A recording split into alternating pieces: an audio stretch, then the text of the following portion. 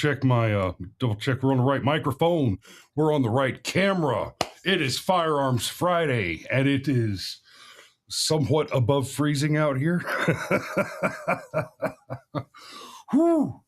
Whew. I haven't plugged the Buy Me a Coffee link in a while, but y'all throw a couple bucks in the coffee can down at the link in the description. buymeacoffee.com and help us move a little closer to building the new studio before it gets cold again later in the year. We'll be all right through the summertime, but Lord, it got cold this year.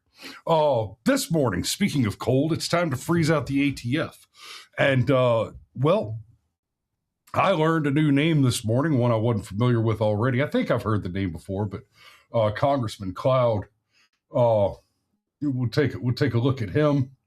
And we're going to be talking about the ATF's illegal gun registry. But let me start here. Our Constitution, the United States Constitution, this is a favorite topic of mine because it is so important, is the most liberal governing document ever put to paper. Because it is a restriction on the authority and power of government to take actions of any kind. And those actions which are not explicitly or expressly enumerated in the document are forbidden from the authority of the government. And it goes further when we're talking about something like the ATF. So let me back up just a little bit. Before an amendment was passed to that effect, taxation as we know it today was forbidden by the Constitution. It took an amendment to the Constitution to allow for the taxation that we have today. Now, that is not a defense of taxation, right? I'm working toward a broader point here. What taxation we suffer under today was illegal, was forbidden by the Constitution, and then the Constitution was amended. Right, 1913, Woodrow Wilson, the commies basically got their hands on the wheels of power, and our Constitution was perverted and mutated to allow the government to do something. But importantly, it went through the process to do that. And the process to amend the Constitution is intentionally difficult, laborious, and prohibitive. Fast forward just a few years, and we get the 18th Amendment prohibiting the possession, production, sale, distribution of alcohol in the United States. Right? We get the prohibition. We end up with our prohibition problem. Women basically feeling like their men are drinking too much and not understanding that, bitch, I was at work. Calm down. But more importantly, we went through the process. Why did we have to go through the process? The laborious and prohibitive processes of amending the Constitution in order to prohibit the use, production, and sale and distribution of alcohol? Because nowhere in the Constitution is the authority for the control of substance extant as an enumerated power. The federal government does not have the legal authority under the Constitution to control substances. Right? Now, this is something that I have struggled with philosophically, intellectually, morally, ethically, legally, in arguing and understanding, because today we do have a very complex, sophisticated, and I might add, more importantly, illegal schedule of controlled substances. All the laws on the books which restrict the distribution and use of substances generally are illegal. They're unconstitutional laws. And yes, I mean everything from the prohibition on marijuana, cocaine, heroin, hard drugs, black tar heroin, all drugs which are illegal, which are criminalized in our country, up to and including all the prescription drugs, that you require a prescription to put your hands on opioids, etc., is also an abuse of the authority. Now, where I've struggled with this is personally, I would prefer that those drugs not be too freely available and out there where kids can put their hands on it. And I don't want to see situations like what we've seen in Colorado and California, everywhere that has relaxed the rules on drug use, where it has just essentially caused a pharmaceutically induced mass psychosis, mass formation psychosis. But there's also the fact that no such amendment, no amendment like the 18th, was ever made. The process was never gone through in order to create for the government the authority to control those substances. Instead, smarmy shitburger lawyers argued that, oh, well, the Commerce Clause says that the government can make regular trade between the states, and that means that they get to regulate it.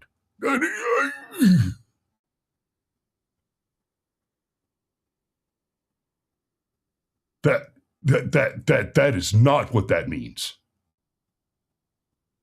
That's like saying I have a laxative here that's intended to make me regular, and that means that I'm allowed to shit on your dinner table. That's not how fucking words work. That's not what words are. To make regular.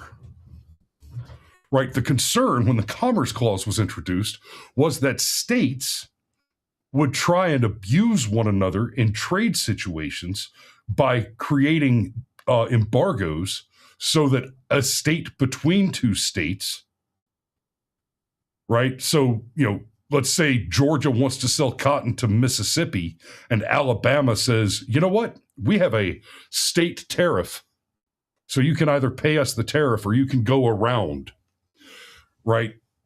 And the federal government was charged by the people through argument, debate, and consultation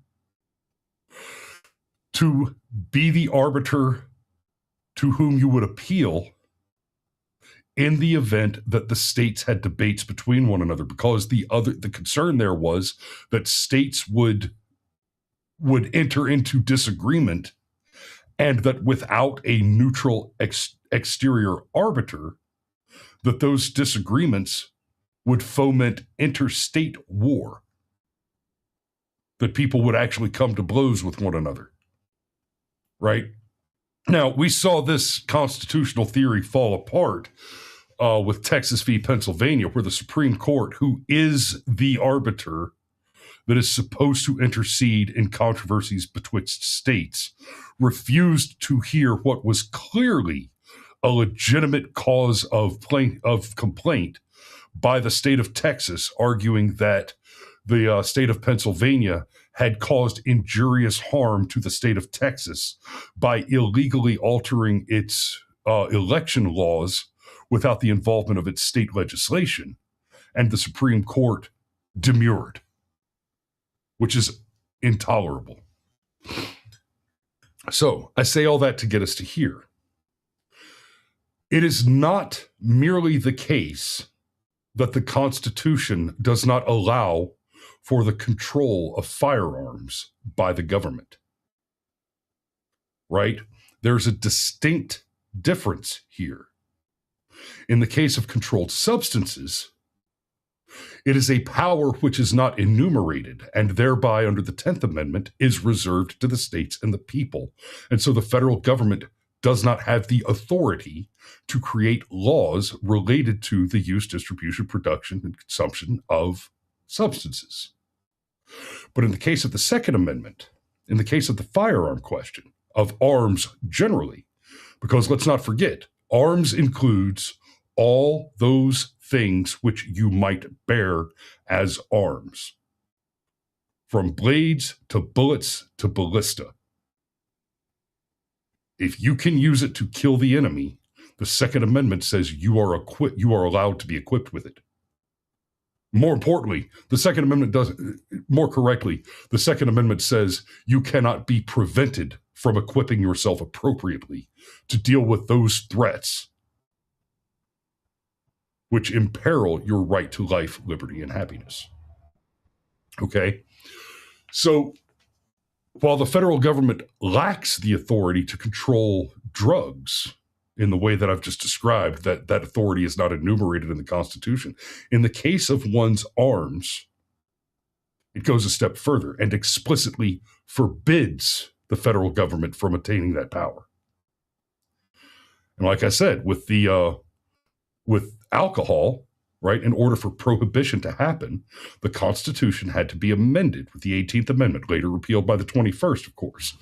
The Constitution had to be amended because the federal government did not have the authority to construct laws related to production, distribution, consumption, etc., of alcohol. No such amendment was made for the control of substances, and there certainly has been no amendment to repeal the Second Amendment. Now, it is true that Gavin Newsom is put forward some 27th Amendment. I think it's the 27th Amendment that he's calling it, to repeal the Second Amendment. Well, we just need common sense gun control. Nobody's coming for your guns. We just want common sense safety rules. No, you don't. You want a compliant, weak voter base. You want citizens to be unsafe as they're ravaged by the ravening hordes of hostile foreign invaders whom you have invited into our country, Gavin. This is intolerable. So what happened while Joe Biden was president? Why are we on this topic this morning? The ATF, as I have described many times in the past, is an organization within our federal government which is entirely constructed of warlocks. Okay. I mean that word in the correct sense, right? I do not mean to suggest here that the ATF practices witchcraft and are auguring with chicken guts to identify gun owners, etc. I mean the word in its true sense, warlock, an oath breaker, a breaker of oaths, a person who swore a sacred oath and then made his identity, made his profession, made his habits on breaking that oath. To be employed by the ATF is to have raised your hand and said, I swear to uphold and defend the Constitution of the United States of America, and then to have immediately dedicated your life to the violation of those rights and that oath. The ATF is unconstitutional on the face of it because the Second Amendment, the Fourth Amendment, and the Sixth Amendment exist. For those of you who are less familiar with it, you'll hear if you ever watch like First Amendment auditors, when they are getting arrested, the kind of fly-by-nights will say, I invoke my fifth. I invoke the Fifth Amendment. It's my right to remain silent. It's not quite. This is nuanced, but it's legally important. It is the right not to incriminate yourself. And there is an important, subtle distinction there. Now, that said, anything you say can and will be held against you in a court of law.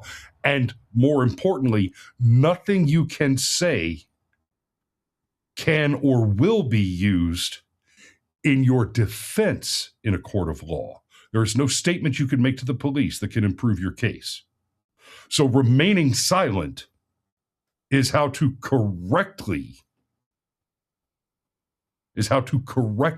avoid incriminating yourself. Fair play. But they always forget about the Sixth, because invariably the First Amendment audits begin with, we had a complaint. Someone called a complaint. Someone called in and complained that you were filming outside their business, right? Now, a lot of the First Amendment auditors are shitheads, but they do produce interesting and entertaining videos. And more often than not, they are legally correct. Even if they're being assholes, they're right with the law. I'm standing on a public sidewalk, right? I'm filming with my phone or hell, a camera, whatever. Right, I've got my Insta360 out, right? Or I've got my DJI Go 4, my GoPro on a stick, or big fucking Ronin gimbal and a Sony A3 or whatever. But they're standing on the sidewalk in public, traditional public forum, free press, protected. And somebody called a complaint. Well, the complaint is illegitimate. The complaint is illegitimate. Just because you find something obnoxious or offensive does not mean that it is the case for the law, right? Because our rights end at the end of our fist, right? As soon as you break contact with an opponent, you have extended beyond the scope of your First Amendment protections. That's why Renee Good's dead. That's why Alex Brady's dead. That's why the Antifa general guy that they wrapped up yesterday is going to jail. Because as soon as you break that plane, make contact, you are outside of you are going outside of what rights you have that are protected by intentionally interfering with the rights of another person. So what should he be asking when the police come and say I had a complaint? Well, I invoke my Sixth Amendment. I invoke my Sixth Amendment rights under the Constitution, which includes the right to face my accuser. You have a claim that I stand here accused of wrongdoing. The Constitution is clear. Produce the accuser.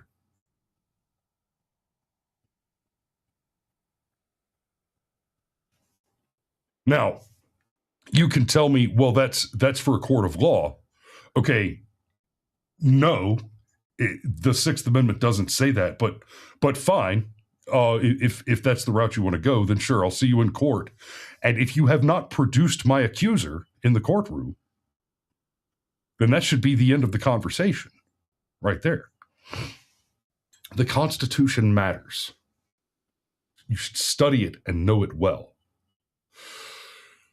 So there's another little piece here, the Fourth Amendment. You have the right to be secure in your person's properties and papers. And that right cannot be violated.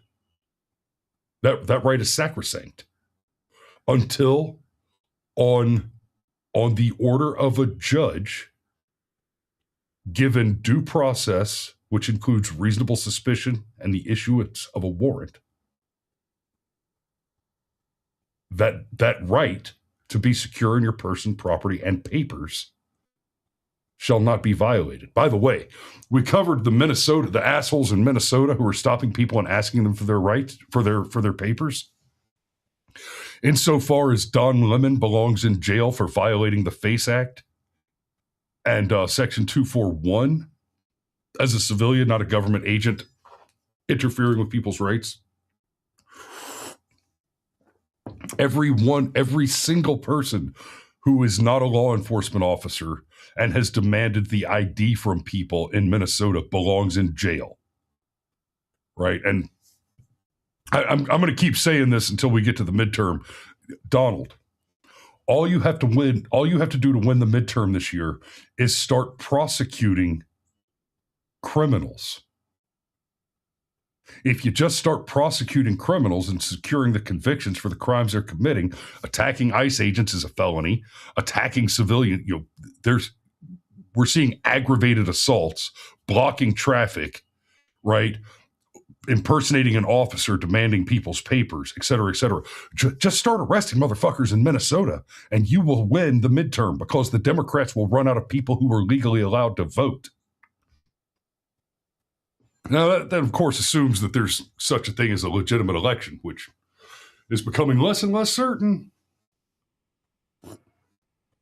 So this guy that learned about this morning, actually. I've been tracking on the illegal gun registry stuff.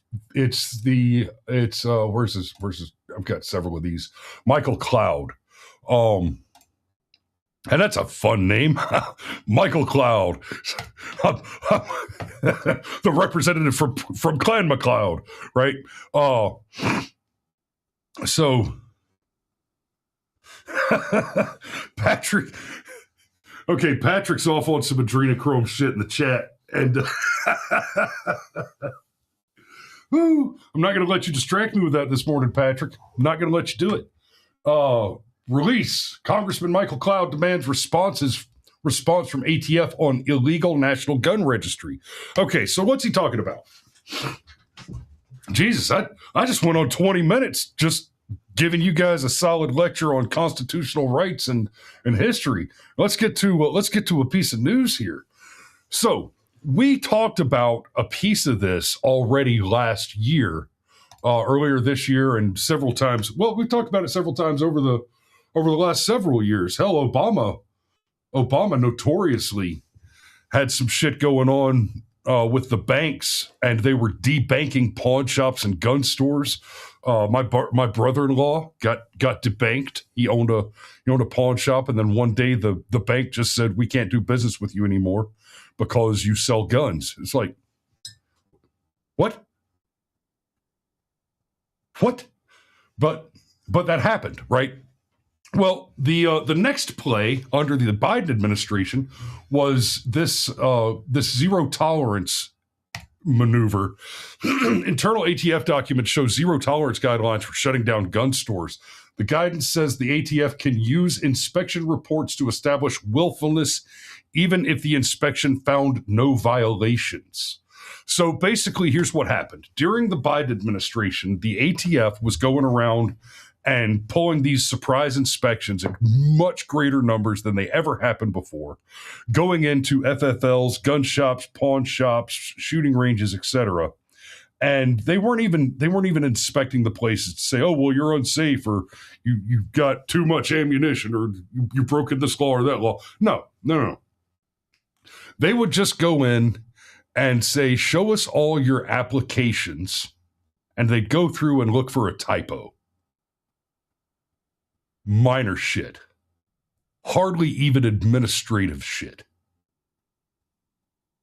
You know, a 123 Anytown USA that should have been a 124 Anytown USA. Tiny little mistakes in paperwork, and then they would take that and they would declare the zero tolerance and shut the gun store down. And I tried to explain this to people early on. At first, there was a bit of a panic over it happening, and it was, "Oh my God, Biden's trying to shut down all the gun stores so you can't buy ammunition or accessories or firearms. They're not even going to bother getting rid of the Second Amendment. They're just going to make it so you can't find a gun anywhere." I'm like, no, guys, you're missing something really, really important here. When the ATF comes in and shuts down your FFL, they archive all the records. And in fact, they took that a step further. They archived and digitized all the records. Around the same time that AI was kind of fledgling and developing, take a moment, think back to what a Mid-Journey image looked like 5 years ago. Weird, 9 spaghetti fingers, creepy, weird stuff, right? And let me show you let me see if I can find one real quick. AI then verse now. I bet I can find a great example to really drive this idea home.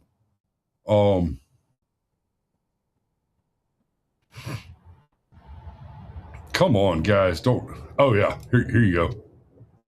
This is a great example. Classic. Right? This one on the left, that's 5 years ago. This one on the right, even this image with Will Smith eating the spaghetti right there is much, much newer, but that's still a year or two old. right? There's another one. Yeah, okay. 2023 versus 2024. It is 2026, right? So when I say that that AI was kind of in its infancy throughout Biden's administration, it has advanced so dramatically.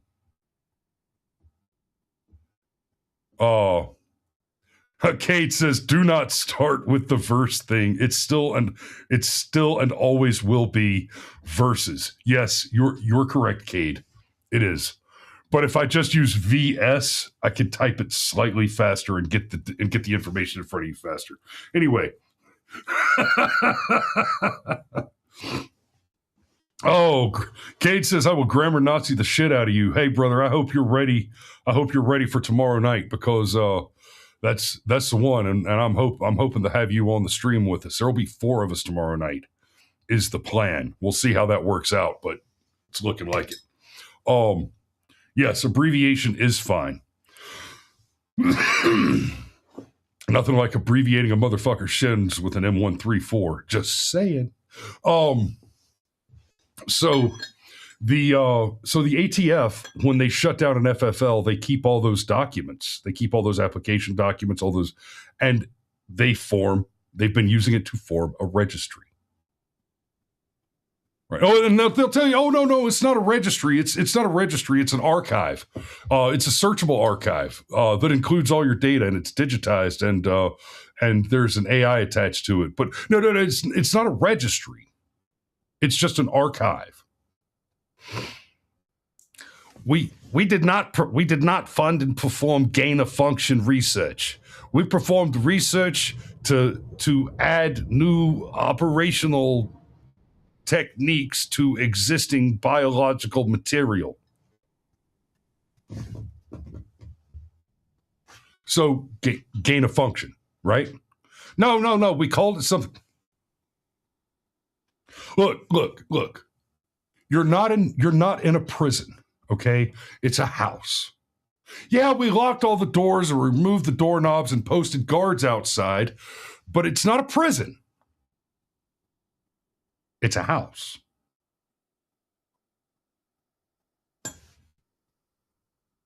So fuck you. Your ATF archive, your searchable archive of 1.1 billion firearms is a registry.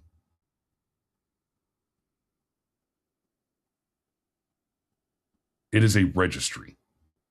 Now, let me just reiterate. I started with this. Let me reiterate this. If you have ever been employed by the ATF, you are a domestic enemy of the United States of America. You are a criminal, and you belong in jail, if I'm being generous. Every member of the ATF. It is the least tolerable branch of our government. If you handed me the God King pen on day one, I would do 2 things. I would abolish and incarcerate the ATF and end property taxes. Those 2 things. Okay? And then I'd go and have a nice lunch and think about what else matters the next day. Those 2 things. ATF is fucking gone. The property tax is fucking gone. So, what is our buddy Michael Cloud doing about it? Texas 27th District, Washington, D.C., Congressman Michael Cloud, along with several other members of Congress, sent a follow-up letter to Deputy Director Robert Cicada of the Alcohol, Tobacco, and Firearms, demanding an immediate response to inquiries about the agency's out-of-business records imaging system, OBRIS, a digital database that functions as an illegal searchable national gun registry in violation of federal law. The original inquiry submitted by 18 members of Congress on February 14th, 2025, has gone unanswered for over 290 days. The follow-up letter urges the ATF to provide a full response no later than February 10th, 2026, including the total number of records Excuse me. Oh, sorry, I didn't. I forgot to switch the screen. Y'all were still looking at sloppy spaghetti Will Smith.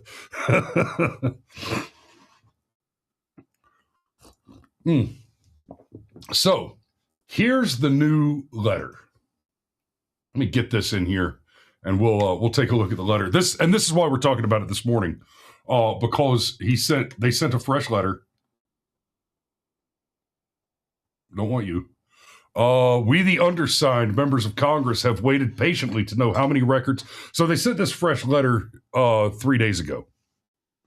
We, the undersigned members of Congress, have waited patiently to know how many records ATF is currently maintaining in its illegal digital searchable gun registry, also known as the Out-of-Business Records Imaging System. 18 members of Congress first submitted this inquiry on this matter to ATF over 290 days ago on February 14th, 2025, and have not been given a response. Therefore, we strongly urge an urgent response by February 10th, 2026. Congress has great reason for concern. We have reason to suspect that the ATF now has over 1 billion gun registration records in its digital database. Back in November of 2021, a document leaked by Gun Owners of America revealed the ATF was processing over 54.7 million out-of-business records per year.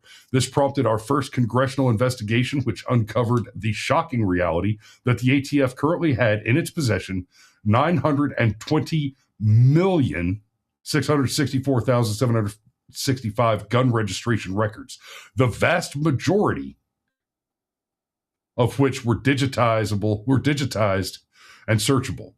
Our duty to the Second Amendment and gun-owning Americans compels us to hold you, the Director of the Bureau of Alcohol, Tobacco, and Firearms and Explosives, accountable.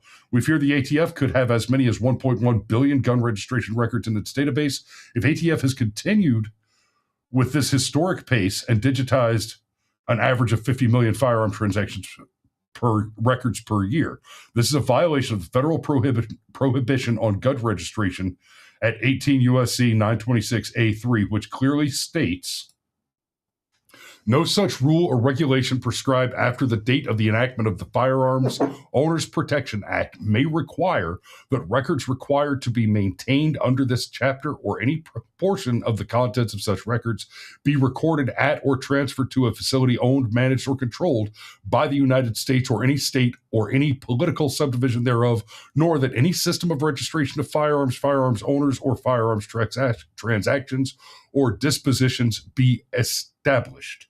So to be clear on this, the Firearms Owners Protection Act means that it's not just that the illegal ATF, the criminal organization, the organized criminal group known as the Alcohol, Tobacco, and Firearms Bureau, not only is it illegal for them to use these records to create the gun registry, but let me read that to you again. No such rule or regulation prescribed after the date of the enactment of the Firearms Owners Protection Act may require that records required to be maintained under this chapter or any portion of the contents of such records be recorded at or transferred to a facility owned, managed, or controlled by the United States or any state or any political subdivision thereof. By the United States or any state or any political subdivision thereof. Basically, that law says that you can require the gun stores to keep records of sales, essentially for tax purposes, and to prove that they complied with applications for criminal background checks, which, by the way, is also a violation of the Fourth Amendment. Right? You can make the argument, well, when you want to buy a gun, you voluntarily submit to the background check because it's a requirement. It's a requirement. It means that your right to keep and bear arms has a burden placed on it, has a barrier placed between you and your right. That is an infringement. That is a thing which is adjacent and or related to your right to keep and bear arms. So background checks of all kind are fucking illegal. And it is beyond time that we recognize that and act accordingly in the courts. But under the Firearms Protection Act, it is very clear under that language that for the ATF to even possess or have access to those records is a violation of the law. For the ATF to have transferred those records into a government facility, be it the federal, state, or any subdivided municipality there below, is a violation of the law. I cannot say this enough times, guys. Every member of the ATF is a criminal. And I hate to be having this conversation amid all the protests going on with ICE. And, of course, the lefties are making the argument that, ICE is out there violating rights. They're not. They really aren't. And that's not a complex philosophical argument. The law is on paper. We can read it. The idea that a lawyer's job is to interpret the law, it doesn't need to be interpreted. The law is written on paper. It's written in English. The real problem is that we live in a country of submonoglots who cannot functionally process intelligently in even their own native and only language. That's why you pull up to a McDonald's drive-thru and say, "Let me get a couple of cheeseburgers," and the girl on the other side of the speaker said, "How many you want?"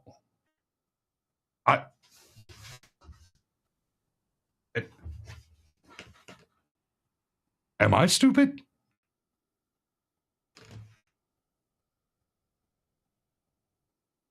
No, it's you. It's you. You're the fucking idiot. A couple is two.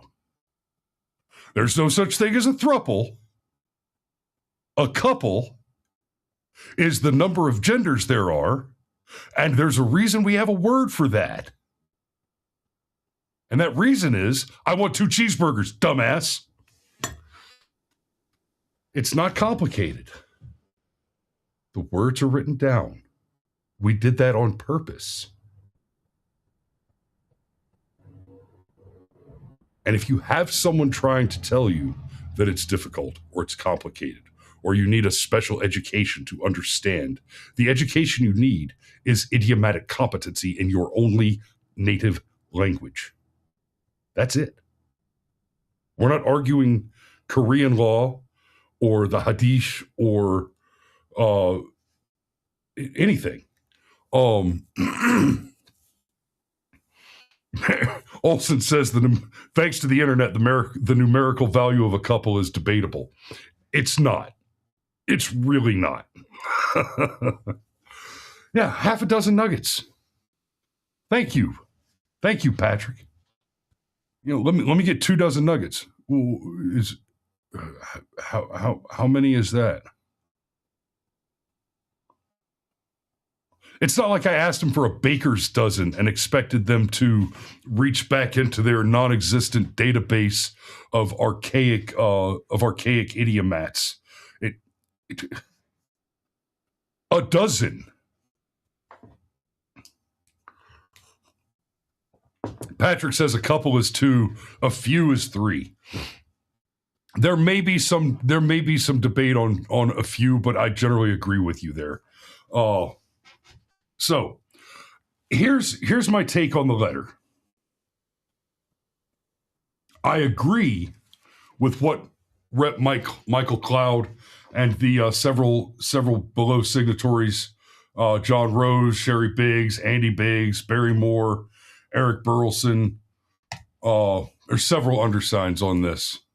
There's 18 undersigned. Michael Cloud, Andrew Clyde, Scott Desjarlais, Andy Ogles, Adrian Smith, Dave Taylor, Tracy Mann, Pete Stauber, Mary Miller, John Rose, Sherry Biggs, Andy Biggs, Barry Moore, Eric Burleson, Rich McCormick, Wesley Hunt, Chip Roy. Hey, there's one. Anna Paulina Luna, good. Pat Fallon. Sorry, Pat. Matt Van Epps, Ben Klein, Dusty Johnson, Nick Begich, Lauren Bobert, of course, Jeff Van Drew, John J. McGuire III, and Lance Gooden. So several names, several notable names on the letter. But here's the thing.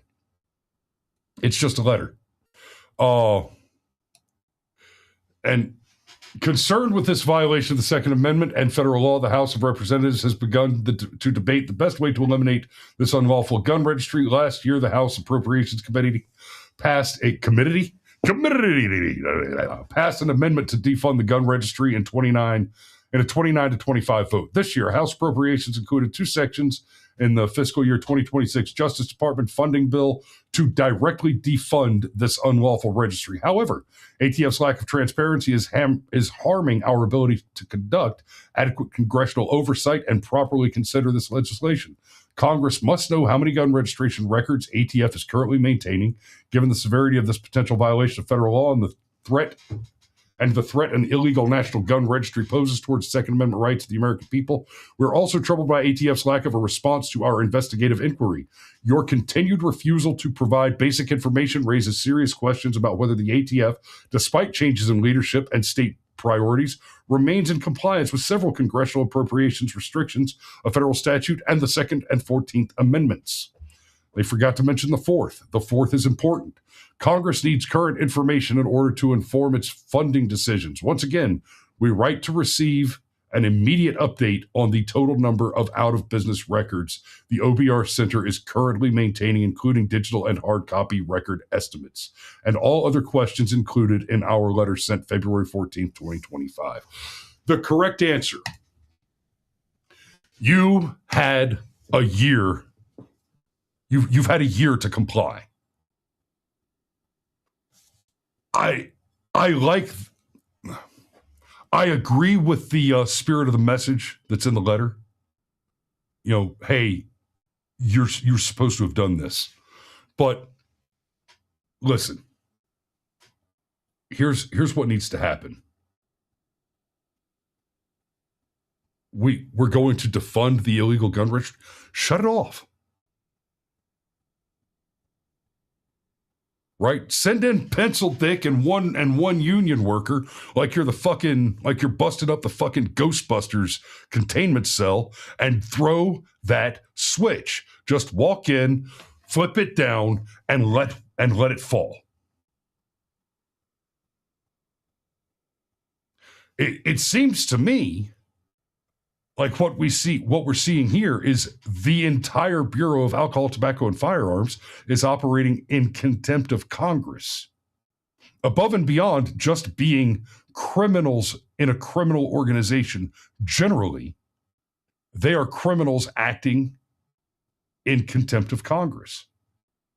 Switch off the power, lock them up. Stop being cowards with your strongly worded letters. I appreciate the spirit of your movement here, I do. But you are ineffective. Fucking do it. Do it. Whew. All right.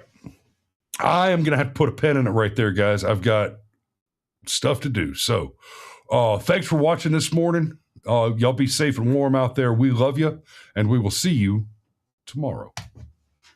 Oh, I'm supposed to cue up the ending so that when I do this, it does the thing. And tomorrow.